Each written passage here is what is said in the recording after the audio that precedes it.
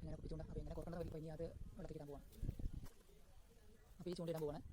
ചൂണ്ടിട്ട് വേറെ ഞാൻ സെപ്പറേറ്റ് വെച്ചതാണ്. അപ്പോൾ അതിനാണ് മീൻ കിട്ടിയത്. ഇന്നത്തെ വീഡിയോയിൽ എൻ്റെ വീടിൻ്റെ തൊട്ട് താഴെയുള്ളൊരു കായലുണ്ട്, താമരക്കായലാണ്. അവിടെ കുപ്പിച്ചൂണ്ട ഇട്ട് വയ്ക്കുന്ന പരിപാടിയാണ്.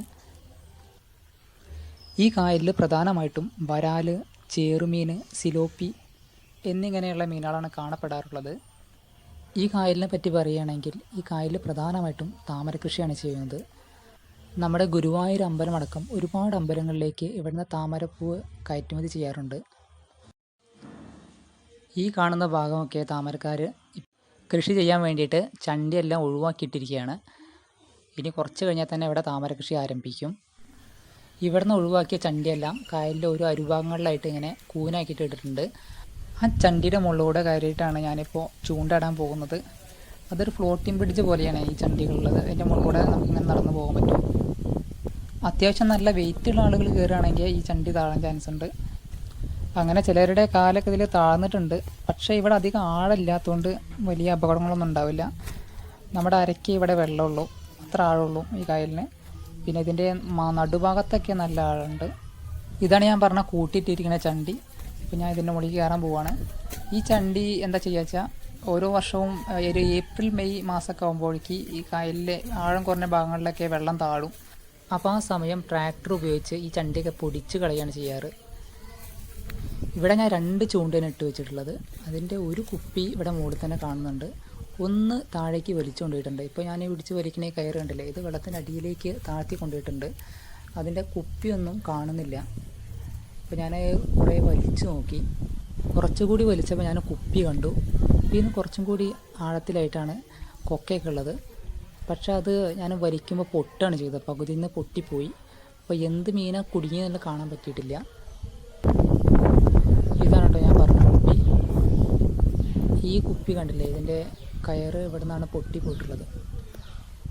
കുറച്ചും കൂടി വലുള്ള കയർ ഉപയോഗിക്കുകയാണെങ്കിൽ ആ മീനിനെ എന്തായാലും കിട്ടുമായിരുന്നു.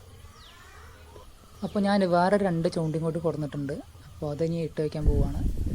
അതിൽ കുറക്കാൻ വേണ്ടിയിട്ട് പരലിനെ ഞാൻ കഴിഞ്ഞ ദിവസം പിടിച്ചിരുന്നു വൈകുന്നേരം. അപ്പോൾ അതാണ് ഞാൻ ഇരയായിട്ട് പുറത്തിടാൻ പോകുന്നത്. കണ്ടില്ലേ പരല്. ഞാൻ ആദ്യമായിട്ടാട്ടോ ഇങ്ങനെ ചൂണ്ട ഇടുന്നത്, ഇങ്ങനെ കുപ്പിച്ചൂണ്ട. അപ്പോൾ എങ്ങനെ കോർക്കേണ്ടതെന്ന് വലിയ ഐഡിയ ഒന്നുമില്ല. ഞാൻ അതിൻ്റെ പരലിൻ്റെ നടുഭാഗത്തുകൂടെയാണ് ഇപ്പോൾ കോർത്തിട്ടുള്ളത്. അപ്പോൾ ഇനി അത് വെള്ളത്തേക്ക് ഇടാൻ പോവുകയാണ്. ഇനി ഒരു ചൂണ്ടയും കൂടി ഉണ്ട്, അത് ഇവിടെ അല്ല ഇടുന്നത്, അത് ഇതിൻ്റെ ഓപ്പോസിറ്റ് സൈഡിലാണ്. അപ്പോൾ ഈ ചൂണ്ട ഇടാൻ പോവുകയാണ്.